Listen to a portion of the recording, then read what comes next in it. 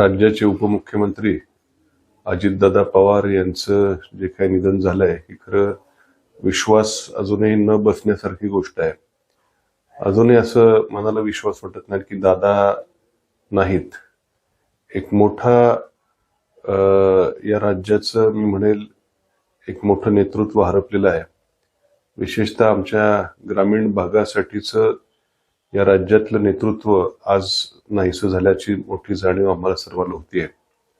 दादांचं गेल्या काही वर्षात अत्यंत जवळून त्यांचं काम बघण्याची मला संधी मिळाली होती आणि त्यांच्या कामाबद्दल आता काय बोलावं. खरं अक्षरशः झपाटल्यासारखं वेळेचं भान ठेवून प्रश्नांची जाणीव असणारे नेतृत्व आणि प्रचंड झपाटलेला कामाने झपाटलेला माणूस असं त्यांचं व्यक्तिमत्वाचं वर्णन खरं मी करेल. आणि त्याचबरोबर आपल्या कार्यकर्ते असतील त्यांचं देखील त्यांना जीव लावणारा वेळप्रसंगी स्पष्ट वक्तेपणा असेल, पण मनातून मात्र अत्यंत प्रेमळ त्यांचा स्वभाव होता. हे मी अत्यंत जवळून खरं बघितलेलं आहे.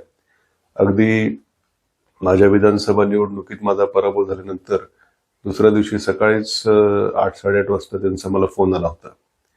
एक कुठेतरी कायम एक अजित दादा म्हटलं की मनात कुठेतरी एक आधार असल्याची भावना असायची.